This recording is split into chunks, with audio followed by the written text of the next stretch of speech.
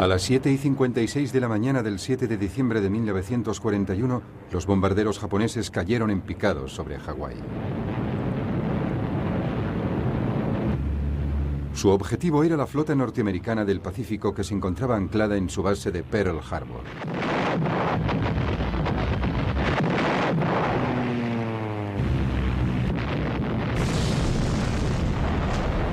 Cinco navíos norteamericanos fueron alcanzados en el primer ataque.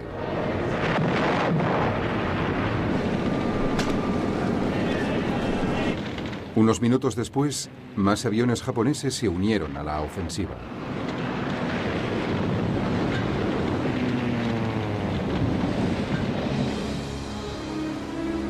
A las 8:35, dos acorazados norteamericanos se estaban hundiendo, dos habían zozobrado y otros estaban seriamente dañados.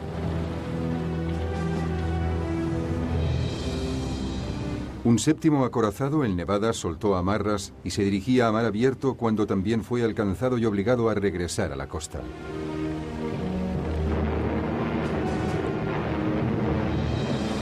Simultáneamente, cazas Cero japoneses bombardearon los aviones norteamericanos alineados en las pistas de aterrizaje de la isla.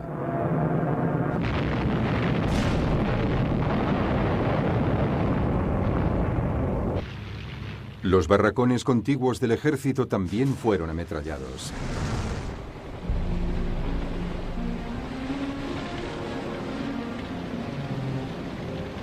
Al finalizar el ataque, más de un centenar de buques de guerra norteamericanos habían sido dañados. 164 aviones habían sido destruidos.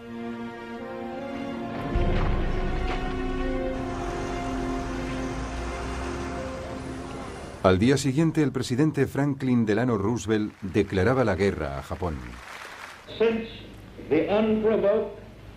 Una fecha que pervivirá en la infamia. Los Estados Unidos de América han sido atacados por sorpresa y deliberadamente por fuerzas navales y aéreas del Imperio japonés.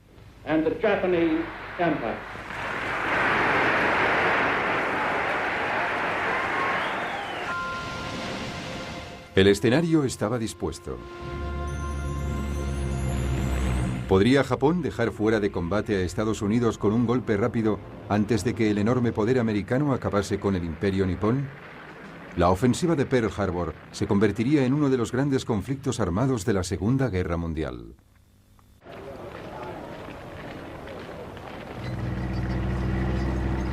Japón había dado sus primeros pasos hacia la guerra en agosto de 1940. Sacando provecho de la derrota de Francia en Europa, se hizo con el control de las bases aéreas en la colonia francesa de Indochina. Estaba buscando una expansión rápida y fácil de su imperio.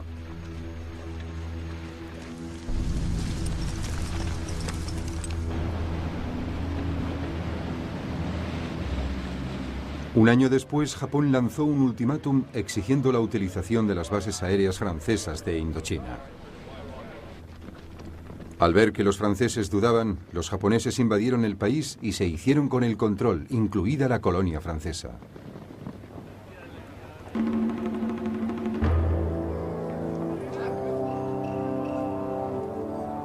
Japón sufrió enseguida las consecuencias de la invasión. Estados Unidos congeló los activos financieros de Japón en el extranjero, privando al país de su capacidad para comprar petróleo. Japón debía escoger entre ceder y perder prestigio o seguir con la ocupación territorial y agravar la situación internacional. Para el nuevo gobierno japonés, cuyo líder era el general Hideki Tojo, no había ninguna duda respecto a qué rumbo tomar. Los comandantes de la Armada y del ejército japonés recibieron la orden de prepararse para una guerra rápida con objeto de ocupar todos los territorios del Extremo Oriente, controlados por Gran Bretaña, Francia, Holanda y Estados Unidos. El país esperaba una victoria rápida.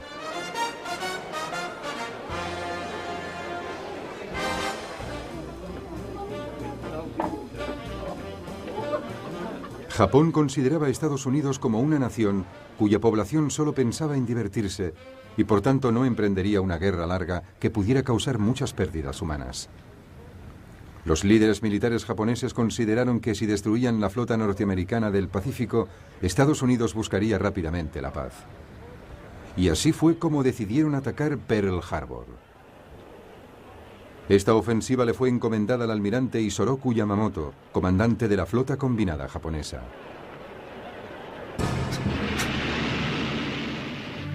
En poco tiempo dispuso de los aviones más modernos y mortíferos que los japoneses podían producir.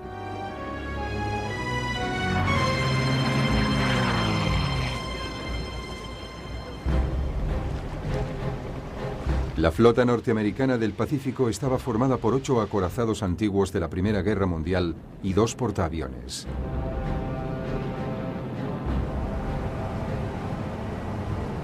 Yamamoto planificó el ataque con sumo cuidado.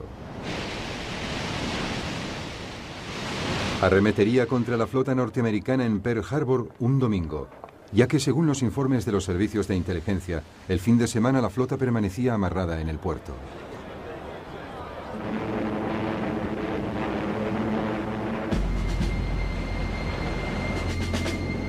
En el más absoluto silencio, las fuerzas japonesas se agruparon en la bahía de Tankan, al norte de las islas Kuriles.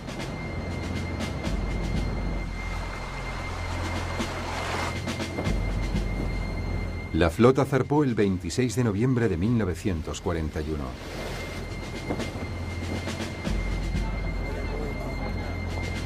Mientras, como señuelo, los negociadores japoneses llegaban a Washington para discutir sobre una posible retirada de los japoneses de China.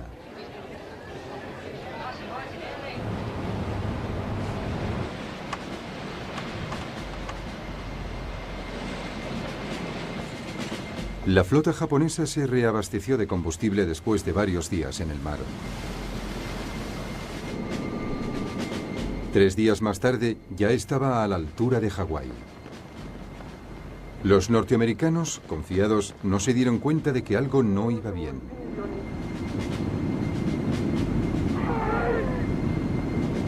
A las 6 de la mañana del 7 de diciembre, después de recibir las últimas instrucciones, despegó la primera oleada de aviones japoneses.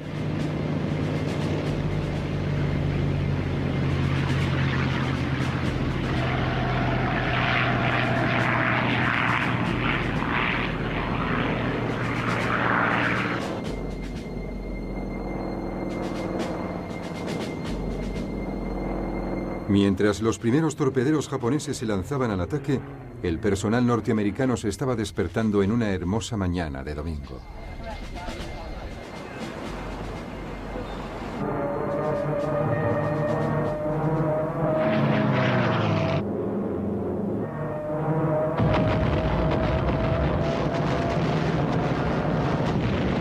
En menos de 2 horas y cuarto todo había terminado.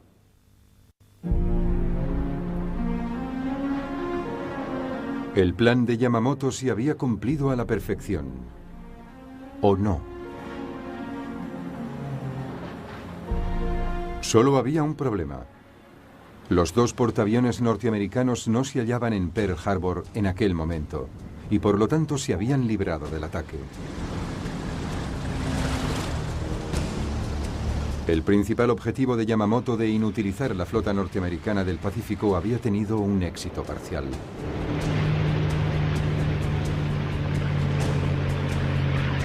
La Fuerza Aérea de Estados Unidos en el Pacífico todavía estaba viva. En Estados Unidos la población estaba horrorizada y no daba crédito a lo sucedido. La reacción fue rápida en una atmósfera de rabia y determinación. La muchedumbre furiosa asaltó la embajada de Japón en Estados Unidos. Japón había despertado al gigante dormido.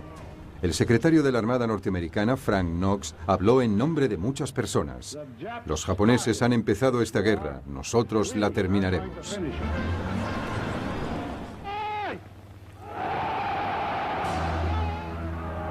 No obstante, antes de que Estados Unidos pudiese movilizar todas sus fuerzas, los japoneses continuaron con sus ataques a los aliados occidentales.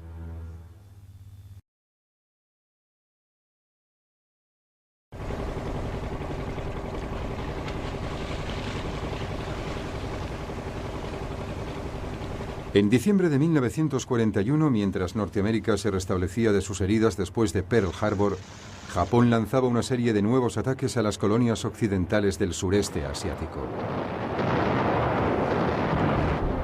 Japón pensó que había dejado fuera de combate a Estados Unidos y ahora actuaría contra Gran Bretaña y sus colonias. La primera en ser atacada fue en Malasia. Una fuerza japonesa desembarcó en la zona noreste del país.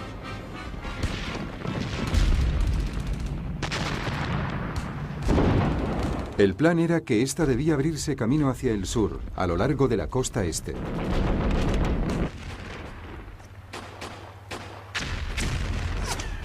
La fuerza de invasión se enfrentó a un contingente de tropas indio-británicas. Tras un día completo de combate, estas fueron aniquiladas. Mientras, más hacia el norte, en Tailandia, un segundo desembarco japonés no encontró resistencia. 30.000 soldados japoneses se abrieron rápidamente camino a lo largo de la costa occidental de Malasia.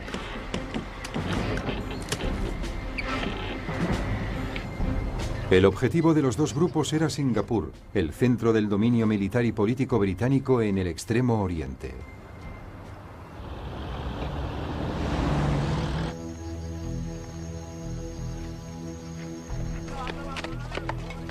Gran Bretaña había convertido la isla en una fortaleza inexpugnable, o al menos eso pensaba. Todos sus cañones apuntaban hacia el sur, hacia el mar. Sin embargo, los japoneses se estaban aproximando por tierra desde el norte. A pesar de ello, los comandantes británicos permanecieron extrañamente tranquilos.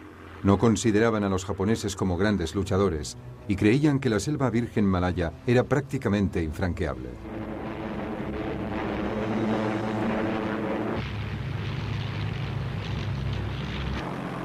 Los japoneses tenían otros planes. Atacaron Singapur desde el aire para debilitar la ciudad.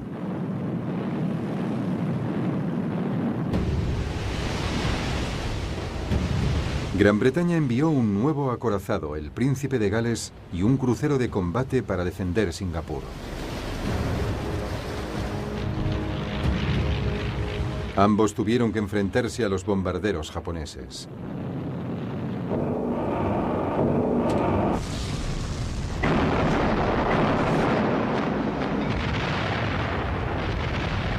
Otros dos acorazados fueron hundidos en menos de 2 horas. Murieron más de 3.000 hombres de la tripulación.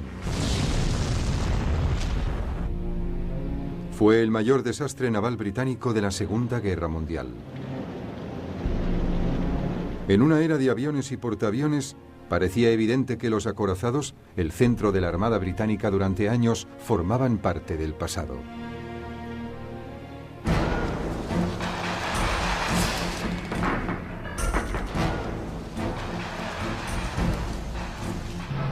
Mientras, en tierra, los japoneses proseguían su avance hacia el sur.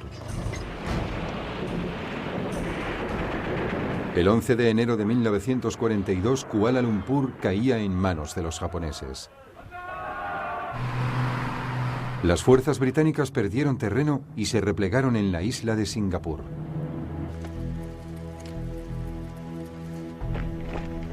En aquel momento había unos 100.000 soldados estacionados allí. Se enfrentaban a un contingente de solo 30.000 japoneses.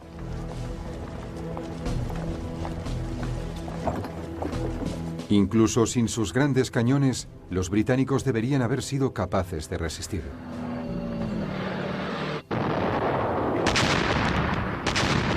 Los japoneses lanzaron un asalto a principios de febrero. Asalto terrestre que fue secundado por nuevos ataques aéreos.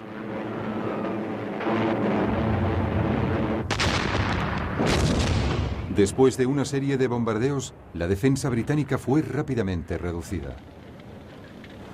Los británicos habían realizado una estimación equivocada de sus fuerzas. 4 días después, los japoneses se abrían paso a través de la última línea defensiva británica.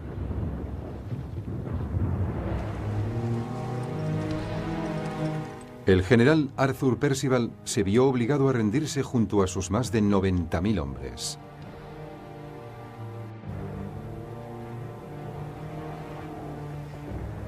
Nunca en la historia del ejército británico un comandante de una fuerza tan importante se había rendido, sobre todo teniendo en cuenta que las fuerzas británicas superaban a las japonesas en un número de 3-1.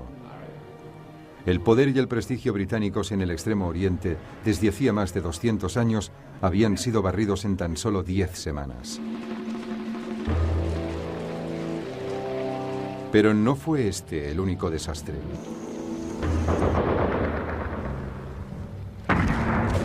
Las fuerzas japonesas triunfaban también en el sudeste asiático.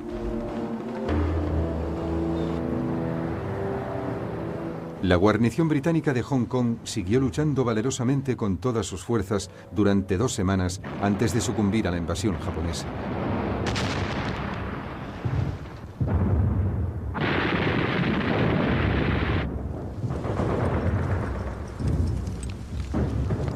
En Filipinas, Estados Unidos no salía mejor parado. Allí, un bombardeo aéreo preventivo sorprendió a un gran número de aviones norteamericanos cuidadosamente alineados en Clark Field.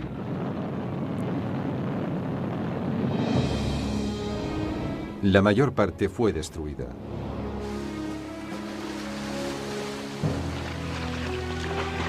Dos días más tarde, sin prácticamente oposición americana, las tropas japonesas empezaron a desembarcar.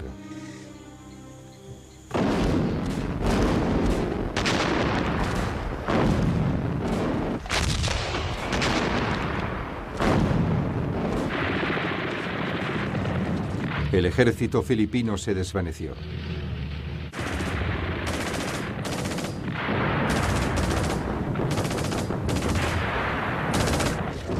Los japoneses avanzaban rápidamente. 10 días más tarde tomaban Manila.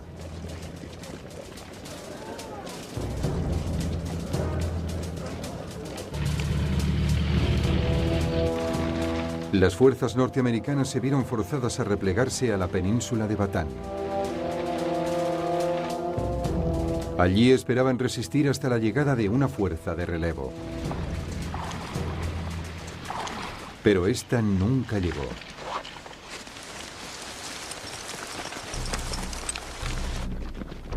Las tropas japonesas lanzaron una gran ofensiva sobre las posiciones norteamericanas.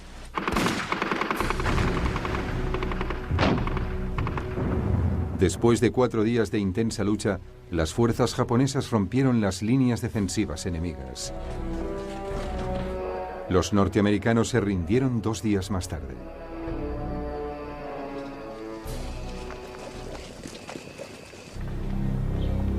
Tan solo quedó una gran colonia británica en la región, Birmania. A principios de 1942, las fuerzas japonesas habían estado presionando desde el sur del país. Las defensas británicas habían sido completamente descuidadas. Solo había unos 15.000 hombres para asegurar la defensa del país. Con esta cifra no podían enfrentarse a los japoneses.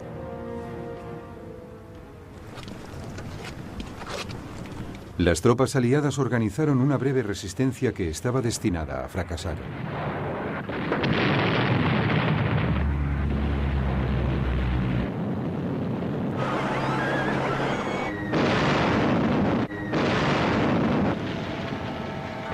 Dos meses después de desembarcar en Birmania, los japoneses habían tomado la capital, Rangún.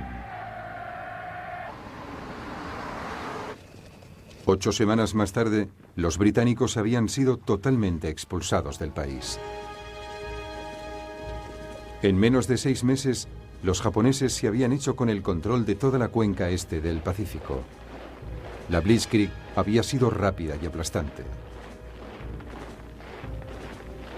Pero algunas señales de alerta advertían de que los japoneses no eran tan poderosos como parecían.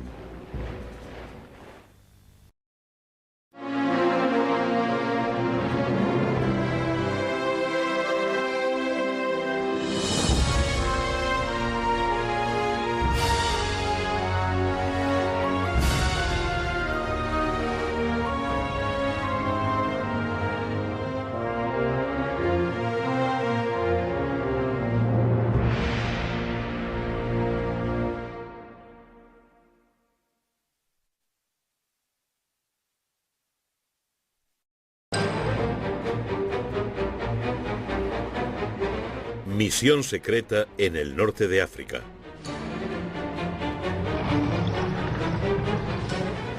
A principios de mayo de 1943, los aliados estaban listos para tomar Túnez y ganar así su primera campaña contra las fuerzas del Eje. La victoria estaba solo a unos días de distancia, pero se combatía encarnizadamente.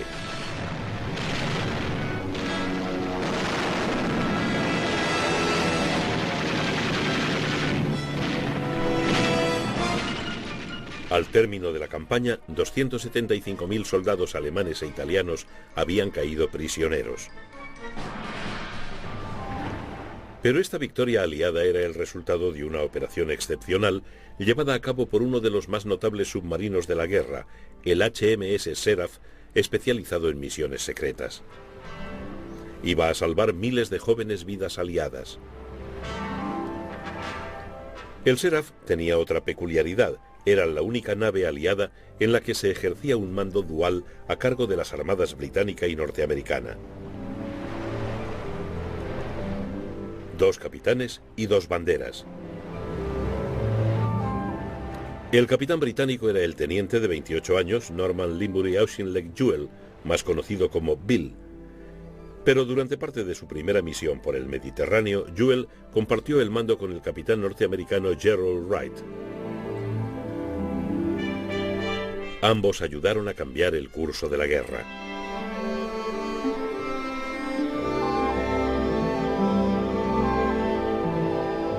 El Seraph sobrevivió a la guerra para convertirse en el más antiguo submarino de la Royal Navy en servicio, pero recibió su primera misión secreta poco después de concluir su periodo de pruebas en mayo de 1942. Votado en noviembre de 1941, el Seraph era un submarino de clase S, armado con torpedos de 21 pulgadas en la proa y con una ametralladora de 3 pulgadas en la cubierta de proa. Transportaba 12 torpedos y su tripulación de 44 oficiales y marineros se alojaba en camarotes atestados, el destino tradicional del tripulante de submarinos. El encantador y modesto comandante del Seraph medía más de 1,80 m, lo que le hacía, como ocurría con tantos pilotos y marineros, absurdamente grande para el reducido espacio de su nave.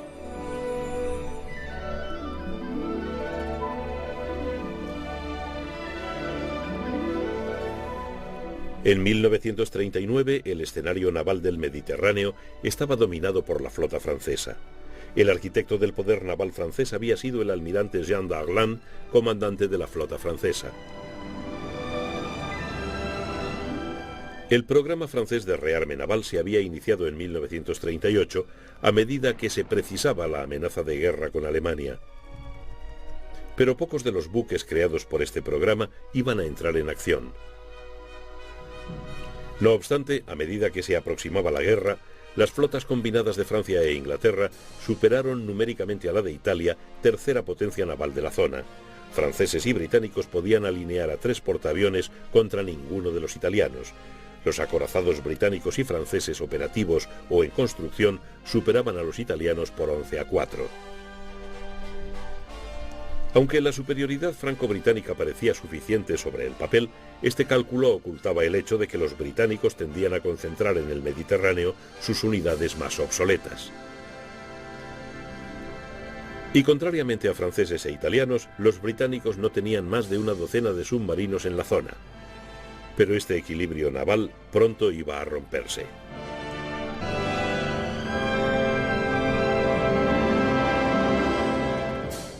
El 10 de mayo de 1940, Alemania invadió Francia. El ejército francés y sus aliados británicos no pudieron resistir ante los blindados y las fuerzas aéreas alemanas.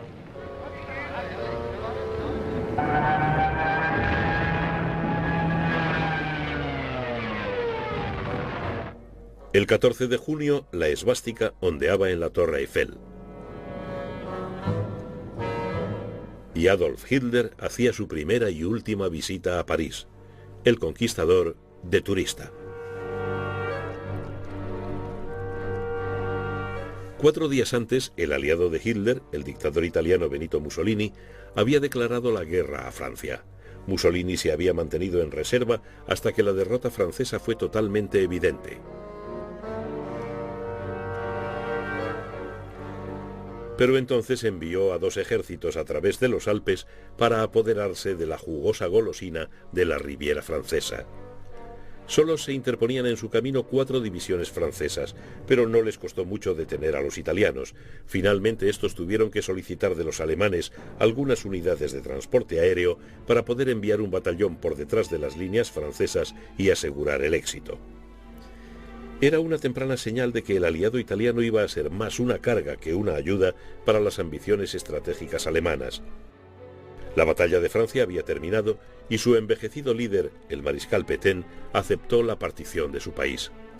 Los alemanes ocuparon todo el norte y el oeste de Francia, incluyendo París y los puertos del Canal de la Mancha y del Atlántico. Oficialmente Pétain gobernaba el resto, incluyendo las colonias francesas del norte y del oeste de África, así como Indochina. El primer ministro británico Winston Churchill estaba ahora preocupado por el destino de la flota francesa. Si alemanes o italianos se apoderaban de ella, la situación de la Royal Navy en el Mediterráneo se vería gravemente amenazada.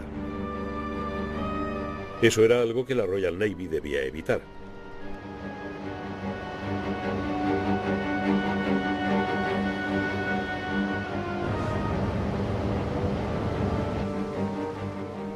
Las principales unidades de la flota francesa de combate se encontraban en el puerto de Mers el-Kebir, en Argelia. El 3 de julio de 1940, una fuerza especial británica mandada por el vicealmirante Somerville atacó Mers el-Kebir. Hundió el acorazado Bretagne y dejó gravemente averiados 2 más, el Dunkerque y el Provence, y el destructor Mogador. Un acorazado y varios destructores huyeron a Toulon. Los franceses sufrieron en esta acción más de 1000 bajas.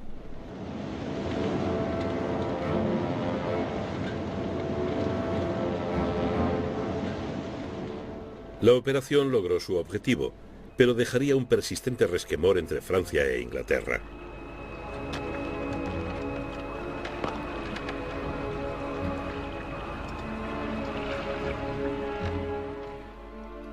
Con Francia fuera de la guerra, los italianos dominaban el Mediterráneo desde la península y Libia. La flota y las fuerzas aéreas italianas amenazaban con cortar la ruta estratégica de Gibraltar a Alejandría, base de la flota del Mediterráneo de la Royal Navy. Sobre el papel, los italianos parecían tener ventaja. Ahora eran superiores en número a la Royal Navy, que había tenido que redistribuir algunas unidades principales y disponía de más buques modernos.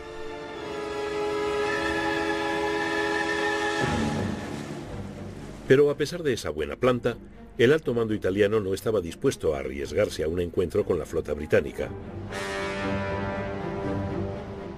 Previendo que la capitulación británica daría fin a la guerra en el oeste, Mussolini había decidido mantener su flota intacta. El comandante de la flota británica del Mediterráneo, el almirante Cunningham, era un marino cuya tarea principal era destruir la flota italiana de combate y garantizar la ruta de suministros hasta Malta y Egipto.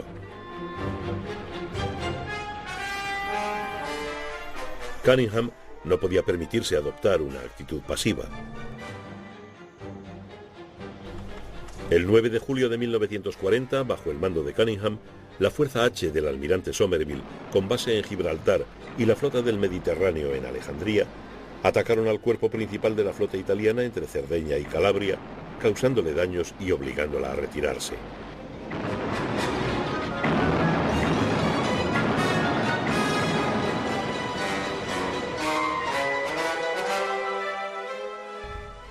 Cunningham sabía que el control del Mediterráneo central y de los campos de batalla del norte de África se centraba de manera vital en conservar Malta, una isla a 75 kilómetros al sur de Sicilia.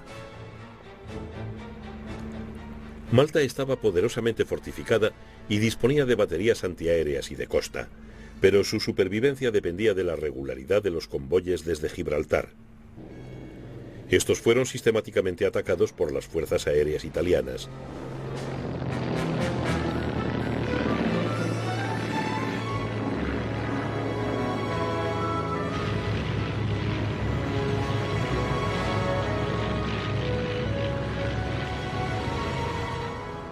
Hubo numerosas bajas por ambas partes.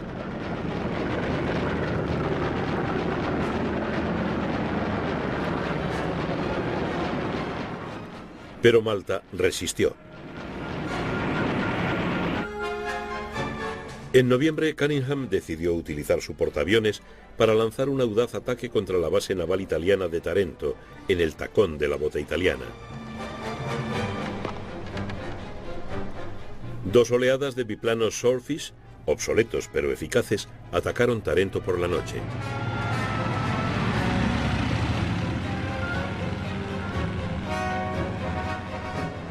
Los resultados fueron espectaculares. 3 acorazados fueron gravemente alcanzados. 2 de ellos permanecieron en el dique de reparaciones durante meses y el tercero nunca volvió a navegar. La flota italiana de combate se retiró de Tarento. No les iba mejor a los italianos en el norte de África. En diciembre de 1940, la fuerza occidental británica, mandada por el mariscal de campo Wavell, había derrotado a un ejército italiano mucho más numeroso que había invadido Egipto desde Libia. Los británicos hicieron retroceder 750 kilómetros a los italianos. Por el camino tomaron 130.000 prisioneros. Los desastres italianos se acumulaban. En octubre de 1940, Mussolini, molesto por no haber sido consultado sobre la ocupación alemana de Rumanía, organizó la invasión de Grecia desde Albania. Los griegos quebraron el avance italiano y empezaron a expulsarlo de la mayor parte de Albania. El mariscal de campo Wavell recibió la orden de enviar refuerzos británicos a los griegos. Pero cuando los alemanes iniciaron su propia invasión de los Balcanes en abril de 1941, los británicos tuvieron que hacer frente a su tercera gran evacuación de la guerra. Los transportes alemanes que volaron sobre el Partenón de Atenas se emplearon después para la invasión aerotransportada de Creta, defendida por 10.000 soldados griegos y 32.000 británicos evacuados de Grecia continental.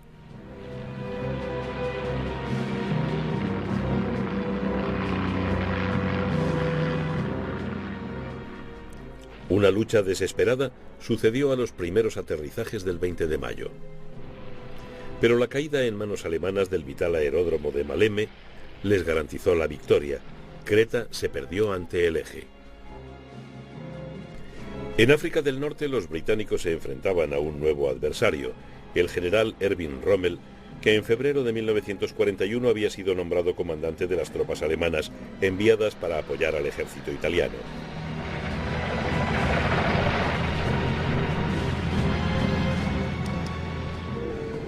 Pero Rommel no tenía la intención de contentarse con un papel secundario en el desierto occidental. Su Afrika Korps se puso pronto en movimiento.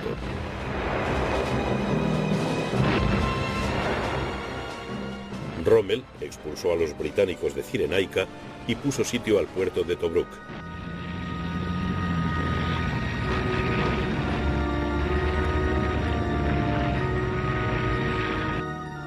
Su primera ofensiva inauguró una campaña de vaivenes durante la cual Rommel amenazó constantemente al poder británico en Egipto. Mientras tanto, en agosto de 1941, Winston Churchill se reunía con el presidente Roosevelt en Plasencia Bay, Terranova. Los dos hombres hablaron de los planes de guerra contra Alemania, pero su puesta en práctica exigía la entrada en guerra de los Estados Unidos. Churchill se consumía de impaciencia.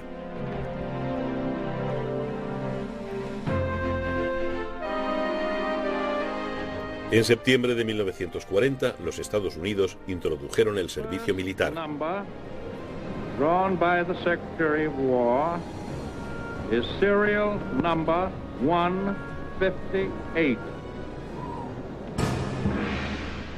Esa espera terminó el 7 de diciembre de 1941, cuando los japoneses atacaron la gran base naval norteamericana de Pearl Harbor, en Hawái, sin previo aviso.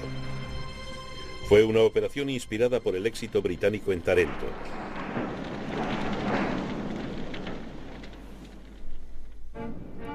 El 22 de diciembre de 1941, Churchill, Roosevelt y sus estados mayores se reunieron en Washington. A pesar de la intensa presión de los almirantes norteamericanos, Churchill y Roosevelt acordaron una política de Alemania primero. La derrota de Hitler sería prioritaria ante la guerra en el Pacífico. En enero de 1942, los primeros militares norteamericanos desembarcaban en Irlanda del Norte. Eran la vanguardia del poderoso ejército que iba a liberar Europa Occidental, pero de momento harían un poco de turismo.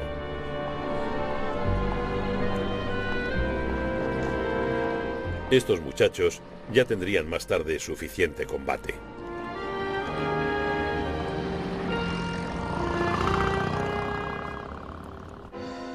En el verano de 1942, Rommel infligió una importante derrota al octavo ejército británico, capturó Tobruk y persiguió a los británicos por Egipto. Pero sus líneas de abastecimiento se habían extendido hasta un punto crítico. Sus tanques empezaban a estar escasos de combustible.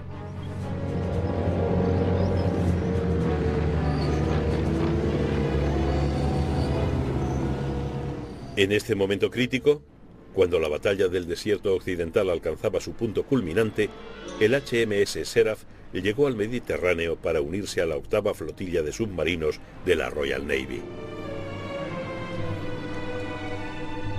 La guerra submarina siempre es arriesgada, pero las condiciones del Mediterráneo multiplicaban por dos el peligro. Las aguas claras facilitaban la labor de detección de submarinos bajo la superficie de las patrullas aéreas. Y la costumbre de la Armada italiana de arrimarse a la costa, en donde las aguas son poco profundas, impedía la inmersión en profundidad de los submarinos británicos. Cuando el submarino patrullaba, la rutina transformaba el día en noche. Al salir el sol, el submarino se sumergía y se servía el desayuno cuando caía la noche y empezaba la jornada de trabajo. El 19 de septiembre el Seraph partió para su primera misión: transportar a un equipo de piragüistas para explorar algunas playas de la costa argelina. Los piragüistas desembarcaron de noche. De día, el Seraph recorrió la costa tomando fotos por el periscopio. La tripulación del Seraph ya barruntaba que se preparaba una invasión del norte de África, pero nadie sabía dónde ni cuándo. Los rumores eran cosa corriente en Gibraltar. De momento se concentraban en su tarea de reunir información. Cuando regresaron a Gibraltar el 12 de octubre, se habían convertido en expertos en la costa de Argelia.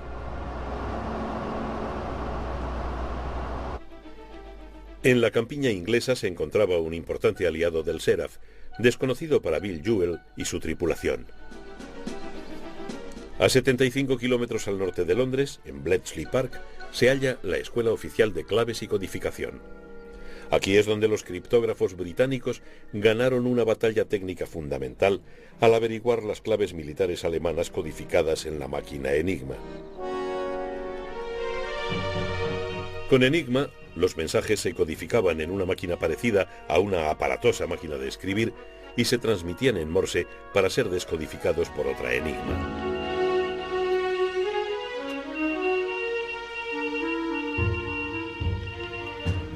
Hacia finales de la guerra, el alto mando alemán creía que estas series, aparentemente casuales de letras, eran indescifrables. Pero los criptógrafos y analistas de Bletchley las leían e interpretaban sistemáticamente y en grandes cantidades. Las transmisiones de Enigma en el Mediterráneo, de nombre clave Ultra, permitieron a los equipos de Bletchley descubrir los horarios de partida y los cargamentos de los convoyes de abastecimiento del Africa Corps.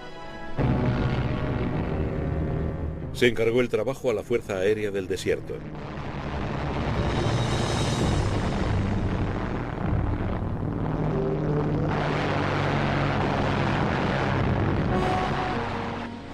Pero los submarinos también pusieron su parte.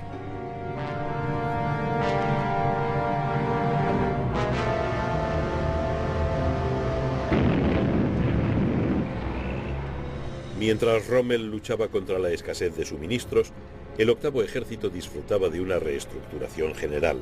Las tropas llegaban de Inglaterra y de su imperio y los tanques de Estados Unidos.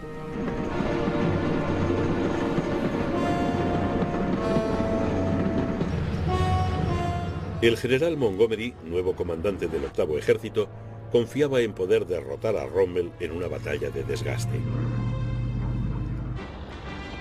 En Londres, en julio de 1942, ingleses y norteamericanos se pusieron de acuerdo para una invasión conjunta de África del Norte. Se consideró que esta era la mejor opción después de una invasión por el Canal de la Mancha que no podía intentarse todavía en 1942. La invasión del norte de África, bautizada como Operación Antorcha, emplearía un ejército norteamericano que se iba reuniendo en Inglaterra, previamente bien entrenado en casa. También permitiría darle un papel a la Reserva Territorial Británica, excedente de los requisitos estratégicos, ahora que había disminuido el peligro de una invasión alemana. Los norteamericanos mostraban la máxima confianza, pero este iba a ser su bautismo de fuego. Pero una cuestión preocupante planeaba sobre la Operación Antorcha. ¿Qué recepción encontraría la fuerza de invasión de tropas novatas por parte de los 150.000 soldados de Vichy estacionados en las colonias francesas del norte de África? Cuando los transportes de tropas zarparon de Norteamérica, la cuestión seguía sin resolver.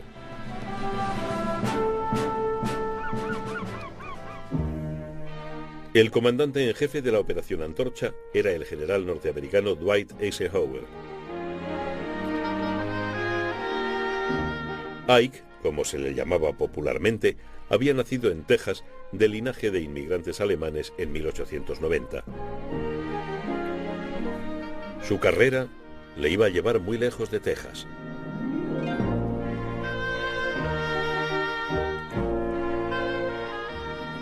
Había estudiado en la Academia Militar de West Point y en 1920 era ya comandante.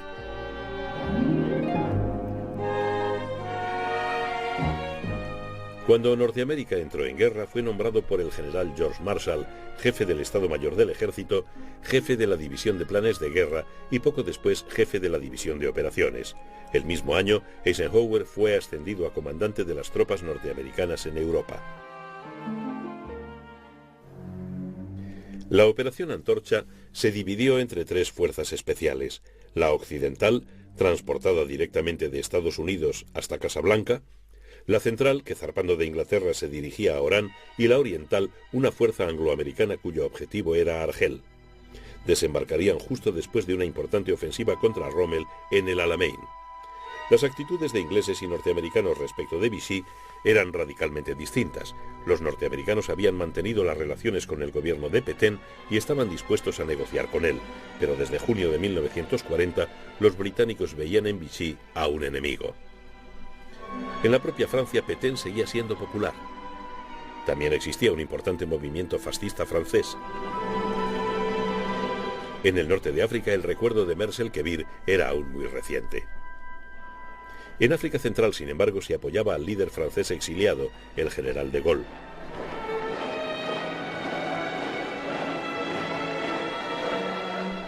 Pero en el norte de África los militares permanecían leales a Pétain y Vichy.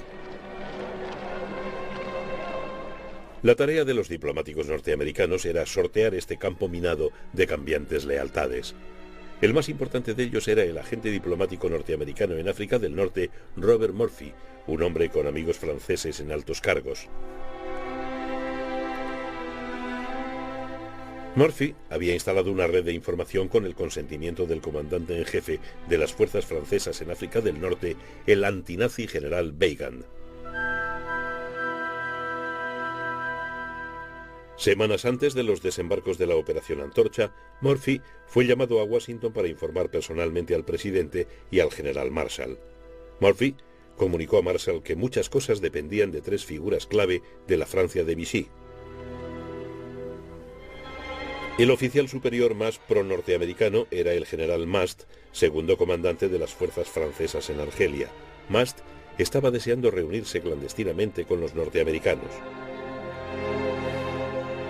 Pero la figura más poderosa era la del enigmático almirante Daglan, lugarteniente de Pétain. Si los norteamericanos negociaban con Vichy, ¿no sería Daglan el sucesor del anciano y desacreditado Pétain? El comodín de la baraja era el general Henri Giraud, héroe de ambas guerras mundiales y en virtual arresto domiciliario en la Francia de Vichy. Había estado actuando en secreto para poner a Francia del lado de los aliados.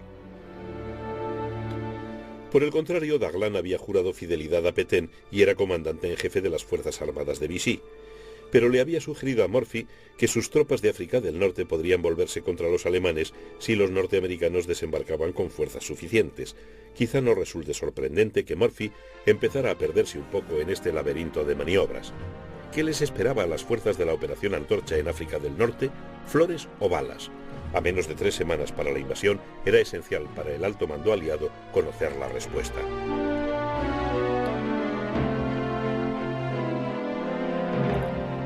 Decidieron aceptar la solicitud de Mast y enviar una misión de alto secreto a Argelia para hablar con los elementos militares pro-aliados de Vichy. Mast recibió el nombre convencional de flagpole, asta de bandera. Sería el primer contacto. Eisenhower quería ir en persona, pero fue su lugarteniente en la Operación Antorcha, el general Mark Clark, el elegido para la misión. El desgarbado y dinámico Clark había gozado de una ascensión fulgurante en el ejército norteamericano, pues en 1940 solo era teniente coronel. Clark había nacido en 1896 en una familia de militares.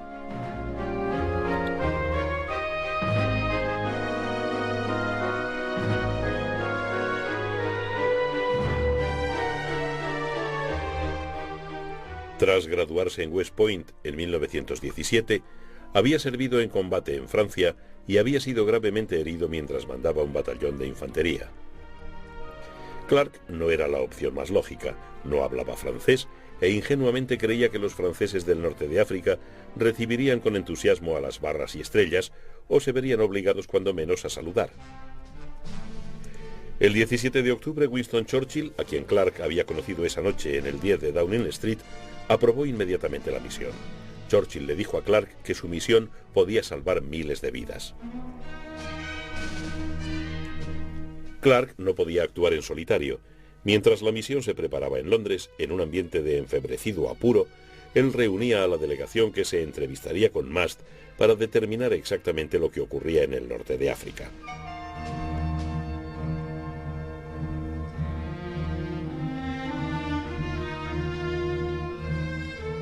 Sus miembros eran el general de brigada L.L. Lemnitzer, jefe de la sección de planes de las fuerzas aliadas, cuya tarea sería conseguir información sobre el despliegue de las fuerzas militares de Vichy.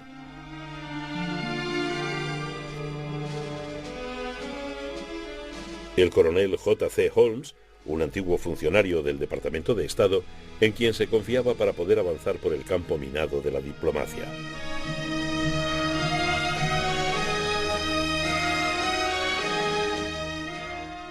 El coronel Arch Amblen, especialista en transporte y suministros de Antorcha, que trataría de lograr información sobre las capacidades portuarias.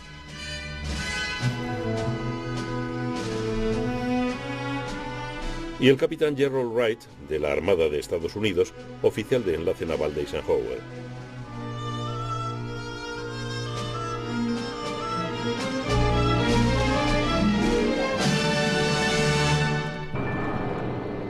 Al amanecer del 19 de octubre, Clark y su grupo despegaron hacia Gibraltar en dos B-17. A los mandos de uno de ellos se encontraba el comandante Paul Tibbets, que el 6 de agosto de 1945 lanzaría la bomba atómica sobre Hiroshima. La delegación norteamericana transportaba en los cinturones miles de dólares en monedas de oro y billetes. Si las cosas se ponían mal en Argelia, el soborno podía hacerse necesario.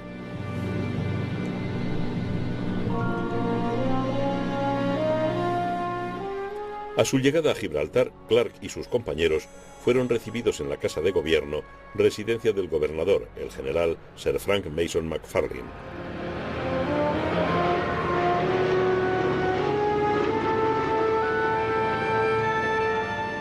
Aquí es donde intervino el Seraph. Bill Jewell había sido informado de que su submarino quedaba asignado a operaciones políticas especiales. La orden del almirantazgo añadía: es imprescindible la máxima discreción a la hora de informar a los oficiales y todas las órdenes subsiguientes deben ser destruidas inmediatamente después de aprenderlas de memoria. El comandante de la flotilla de Jewell le dijo que se preparara para recibir a unos visitantes inesperados. El Seraph debía estar listo para zarpar en cualquier momento. Los acontecimientos se aceleraban en Gibraltar, donde Eisenhower pronto establecería su cuartel general en una sala de guerra en las profundidades del Peñón.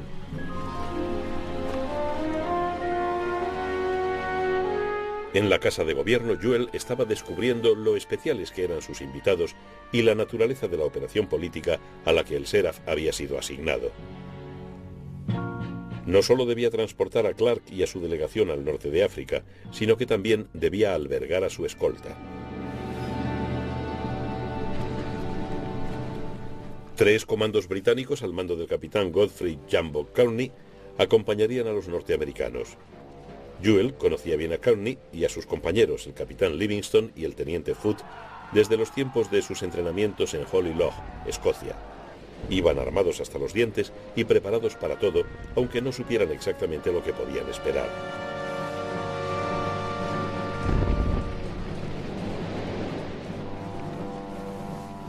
Sin embargo, los entrenamientos en Escocia habían sido determinantes. Estos comandos eran especialistas en plegar canoas de tela, los denominados fall boats.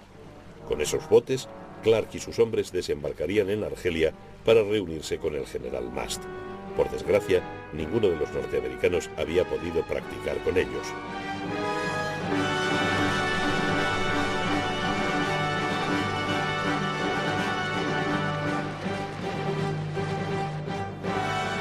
Mientras tanto, en Argelia, Murphy seguía practicando jugadas informativas, en buena parte imaginadas por él mismo. En Londres, Eisenhower se inquietaba progresivamente por la falta de toda certeza sobre las intenciones del ejército de Vichy y de los restos de la flota francesa, encerrados en sus puertos, pero aún peligrosos. Quizá Mark Clark, navegando hacia el sur en el Seraph, daría con la respuesta.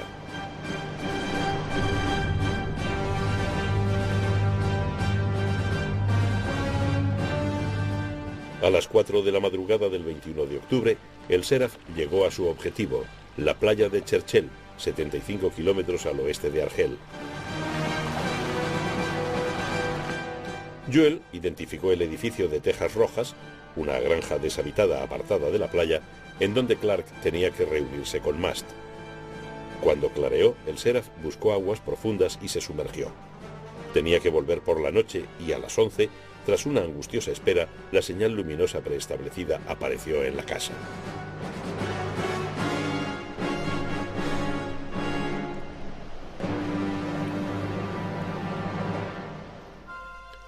En ese momento, Clark y su grupo, así como los comandos, cruzaron a remo los 700 metros que les separaban de la orilla. Habían tomado la precaución de interrumpir el viaje desde Gibraltar para practicar la maniobra.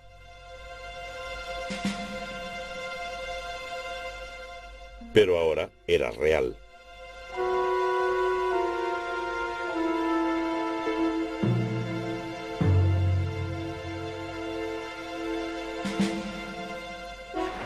Una tensa hora después, los comandos comunicaron por señas y luego por radio que todos habían desembarcado y que el comité de recepción previsto les esperaba. El Seraph desapareció en la oscuridad para recargar sus baterías y esperar.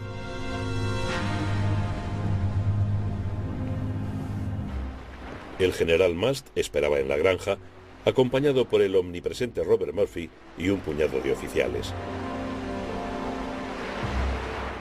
El Seraph navegaba a unas 8 millas mar adentro. Clark y sus compañeros estaban solos. El propio Clark se encontró enredado en la telaraña de Murphy. Murphy insistía en que Mast fuera considerado por detrás de Daglan, pero Mast exclamó que él solo era leal a Giraud. Más aún, exigió detalles de la invasión y especialmente de la implicación británica como condición para contar con él. Así transcurrió el día y se hizo de noche. Mientras se seguía discutiendo, unos funcionarios de aduanas, informados de unas idas y venidas a una casa previamente deshabitada, decidieron ir a ver. Podían ser contrabandistas nocturnos. Fueron a investigar. Clark y sus compañeros escaparon bajando a la bodega por una trampilla. Con la respiración contenida, podían oír a Murphy y Mast por encima de ellos, intentando convencer a los aduaneros de que habían interrumpido una juerga. Ahora el tiempo corría deprisa para los norteamericanos. Al salir de la bodega, la delegación de Clark y los comandos volvieron a la playa, esperando reembarcar rápidamente en el Seraph. Pero el tiempo había empeorado. El mar se estaba encrespando y pronto fue implanteable botar las endebles lanchas. Jumbo Kearney casi ahoga a Clark en un fracasado intento por alejarse de la playa. Decidieron esperar a que amainara antes de volver a intentarlo. No podían volver a la casa, así que esperaron entre las dunas. Esta desagradable noche en blanco le dio a Clark la oportunidad de reflexionar sobre su reunión con Mast. Clark se había negado a comentar los planes de los aliados o a descubrir qué parte de la fuerza de invasión estaba ya en camino, pero había conseguido información importante: la capacidad de tonelaje de los puertos de invasión, los planes navales franceses para rechazar el desembarco, en qué puntos habría una fuerte resistencia y en cuáles sería solo aparente. En la madrugada del 23, el Seraph se acercó a 450 metros de la orilla. El mar seguía al grueso, pero con sus prismáticos Kearney había descubierto centinelas por el este y por el oeste. Decidieron hacer otro intento.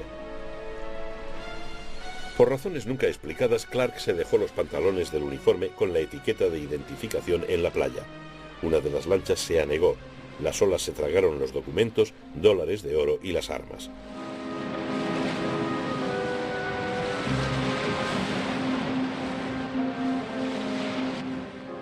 Pero todos lograron llegar a salvo al submarino. Una vez reembarcados Clark, sus compañeros y la escolta, el Seraph se alejó rápidamente de tan peligrosa costa. A la mañana siguiente los norteamericanos pasaron a un hidroavión Catalina que los devolvió a Gibraltar para informar a Eisenhower.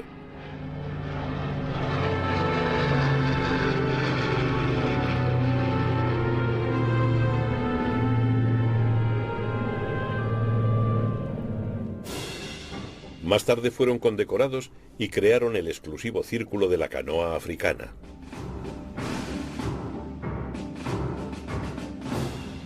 Cuando Clark llegó de vuelta a Gibraltar, Montgomery ya había lanzado la ofensiva del Alamein contra el Africa Corps.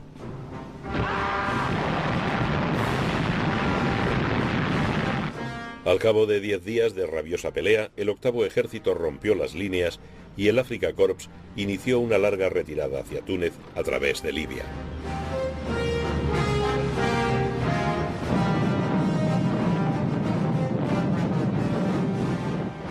Mientras se combatía duramente en el Alamein, la fuerza de invasión de la Operación Antorcha se acercaba a la costa norteafricana.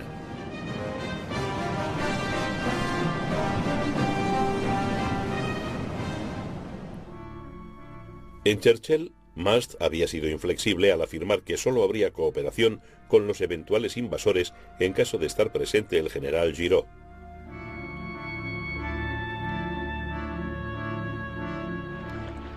Con el tiempo previo agotándose, la invasión estaba prevista para el 8 de noviembre, se tomó la decisión de traer a Giraud desde el sur de Francia.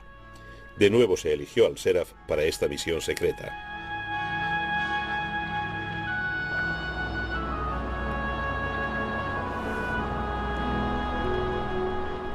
Tras la reunión con Mast, Clark le había prometido a Jewell que pronto tendría otro trabajo para él. Era este. Se había establecido contacto con Giraud, pero este no quería saber nada de los británicos. Insistió en negociar exclusivamente con norteamericanos.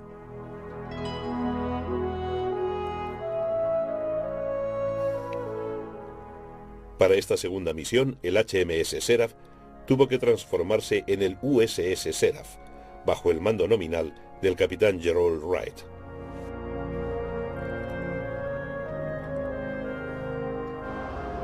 De nuevo zarpó de Gibraltar, transportando a Wright y a otro oficial norteamericano, el teniente coronel Bradley Gaylord, del Ejército del Aire de los Estados Unidos.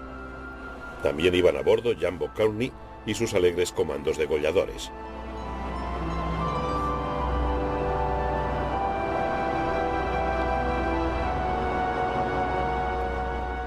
Ahora tenían que arriar la Union Jack para izar las barras y estrellas, mientras los comandos jugaban a adoptar acento americano.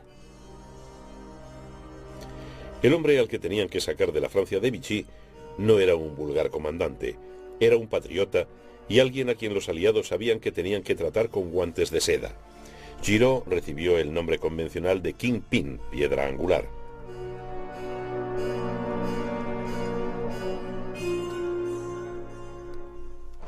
Al principio de la Primera Guerra Mundial, Giraud había sido un brillante oficial de caballería. Pero el frente occidental no resultó lugar adecuado para la caballería. Giraud saltó a la fama al escapar audazmente de un campo de prisioneros en Alemania.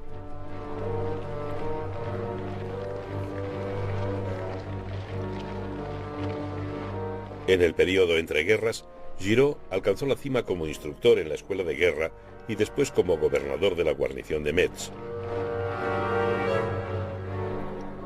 En mayo de 1940, con la batalla de Francia ya perdida, Giraud tomó el mando del 9º Ejército.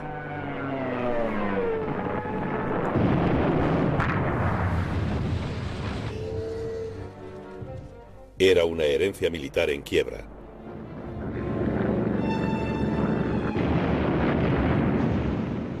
El frente francés había desaparecido. De nuevo Giraud fue capturado y encarcelado en Alemania. Después de 2 años de preparativos logró fugarse. De vuelta a la Francia de Vichy, Giraud resistió a todos los esfuerzos por devolverle a Alemania a cambio de prisioneros de guerra.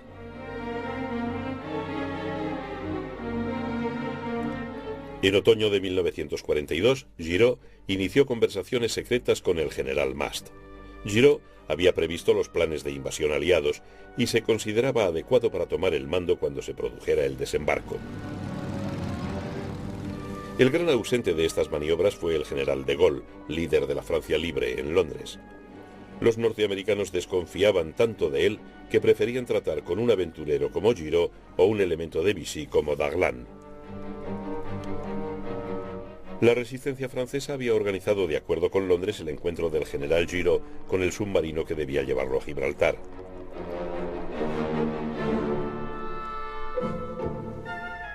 El punto de reunión era el pueblecito turístico de Le Lavandou. Otro submarino británico, el HMS Sybil, estaría también allí con otro equipo de franceses. En la noche del 5 de noviembre, el Seraph esperaba a Giraud mar adentro de una playa cercana a Le Lavandou. Hubo numerosos retrasos y finalmente un pescador local tuvo que llevar al general. Todo esto constituyó un asunto especialmente penoso para los nervios de Juel y sus hombres, agravado por la presencia de una torpedera alemana que afortunadamente no descubrió al submarino en superficie. Cuando Giraud subió finalmente a bordo del Seraph, quedó claro que había comprendido el truco de las banderas. Y para consternación general, hablaba un inglés perfecto. Giraud también rehusó firmar una declaración política preparada por Eisenhower, afirmando con falsa ingenuidad que él era un simple soldado que no podía implicarse en política.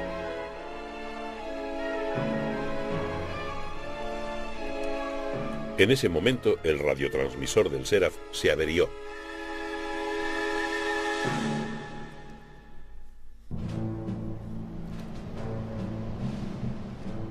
La flota de invasión estaba ya en su última fase de reunión, constituyendo una concentración demasiado importante para seguir oculta a la inteligencia alemana. Las inexpertas tropas se preparaban para el combate. La inteligencia naval alemana observaba el avance de la flota de invasión, pero había deducido equivocadamente que se trataba de un gigantesco convoy hacia Malta. Pero alguien observaba a los observadores. En los barracones de inteligencia de Bletchley Park, los criptógrafos vigilaban cada movimiento alemán. Los mensajes descodificados de la Luftwaffe transmitieron la tranquilizadora información de que no estaban previstos refuerzos para el norte de África en previsión del cercano día D. En esta fase de la guerra, Ultra había logrado tal visión panorámica del orden de batalla alemán que era posible saber qué unidades operativas no se movían. En inteligencia, lo negativo también puede ser muy positivo.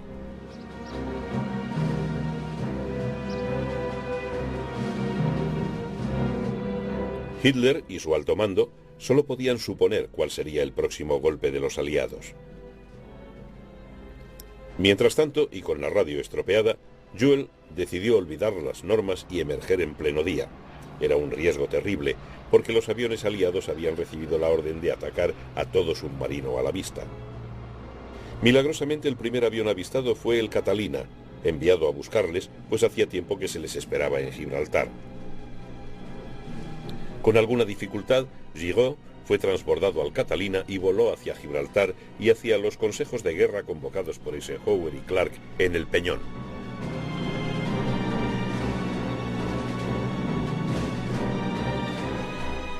Eisenhower había sacado premio, pero Giraud era un cliente quisquilloso y estaba en Gibraltar, no en Argel.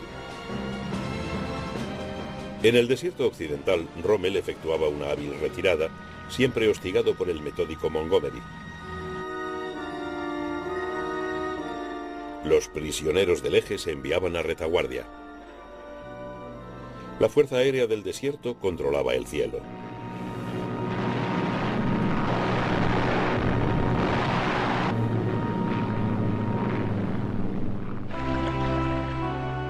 Era medianoche menos un minuto para las colonias de Vichy del norte de África, el momento de la decisión para las fuerzas francesas de Vichy y sus comandantes.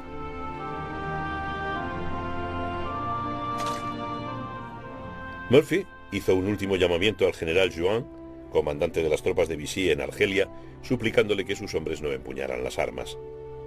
Juin le replicó que recibiría contraorden de Daglan, la auténtica piedra angular del sector de la Operación Antorcha.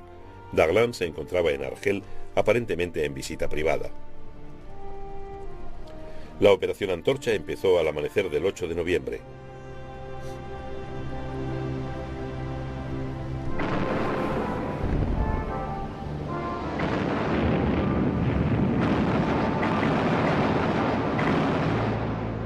Las fuerzas especiales central y occidental recibieron una candente acogida por parte de las unidades navales francesas.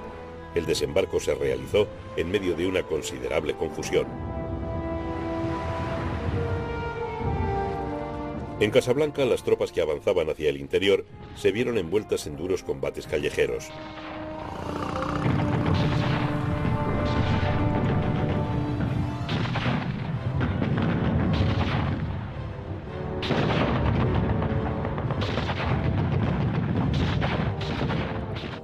Pero el astuto Daglan, después de ordenar la rendición de Argel, había comprendido de dónde soplaba el viento. El 11 de noviembre firmó un armisticio con los aliados. Empezaron las detenciones de colaboracionistas.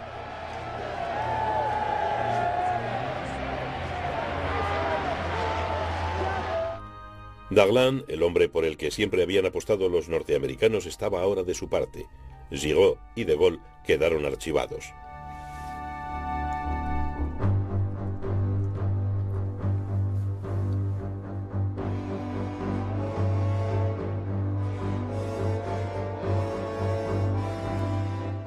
La reacción de Hitler fue veloz. Sus tropas invadieron la zona libre de Francia. Al anochecer del 11 de noviembre, toda Francia estaba bajo ocupación militar alemana y el gobierno de Pétain era un cero a la izquierda.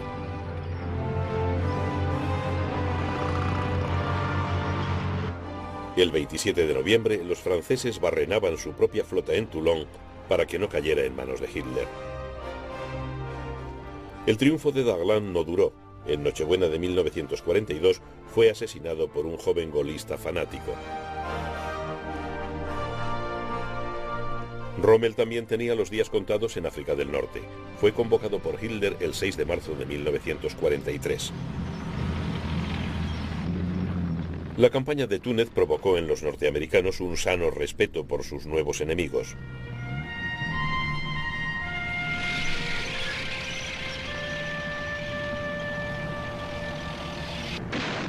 Pero esos duros combates proporcionaron tanto a la tropa como a sus jefes la experiencia necesaria para luchar hasta la liberación de Europa.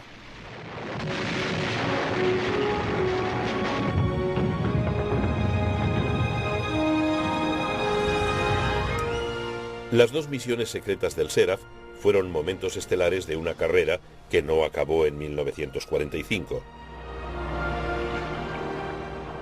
Bill Jewell y su tripulación demostraron que la fortuna ayuda a los audaces.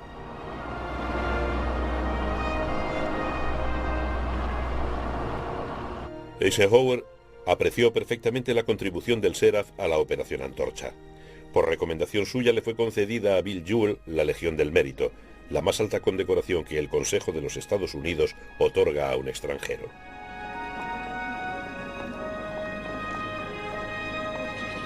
En opinión de Eisenhower, el Seraph y su valiente tripulación ayudaron a salvar miles de vidas aliadas.